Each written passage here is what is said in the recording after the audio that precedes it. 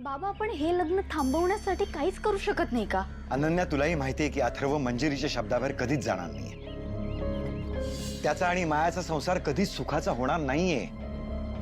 पण तरीही मी हे लग्न थांबवण्यासाठी काही करू शकत नाही याचं मला वाईट वाटतंय.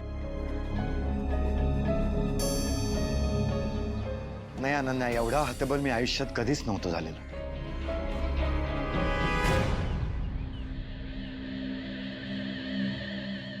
आई, तुम्ही दोघी कुठे बाहेर निघालात का? आम्ही दोघीच नाही, दादासाहेब तुम्ही सुद्धा येत आहे. मी कुठे येणार आहे? असं काय करताय? आजकाल तुम्ही गोष्टी विसरायला लागल्यात. अहो, आपल्या घराची परंपरा आहे ना, लग्नाआधी आपण देवीची पूजा करतो, तिला साडी चोळी अर्पण करतो. तिचा आशीर्वाद घेतल्याशिवाय लग्न समारंभाला सुरुवात नाही होत.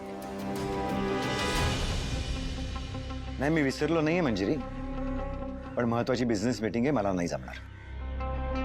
दादासाहेब, मीटिंग्स होत राहतात. आपल्या अथर्वच्या लग्नासाठी हा विधी महत्वाचा आहे. नाही, मीटिंग पण महत्वाची आहे.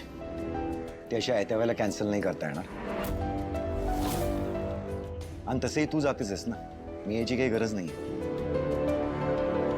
पण तुम्ही तिथे असायला हवं. पण ही मीटिंग पण बिझनेससाठी खूप महत्वाची आहे. सॉरी मंजिरी. काय चाललंय तुमचं? अथर्व आणि मायाचं लग्न व्हावं ही काय फक्त माझी इच्छा आहे का?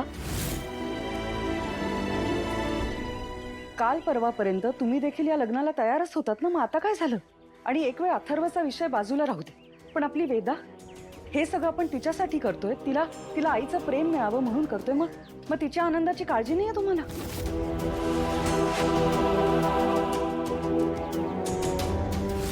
घात करणार, दुसरी बायको घात करणार, तुझी आणि तुझ्या मुलाची.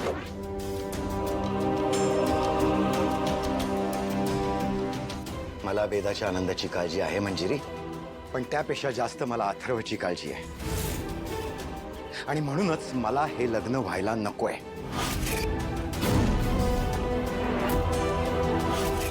पण अथर्व या लग्नाला तयार झालाय, मग तुम्ही का नकार देताय? कारण माझ्या मनात या लग्नाविषयी अनेक शंका आहेत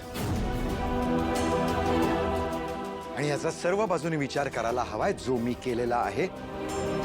आणि म्हणूनच मला हे लग्न व्हायला नकोय.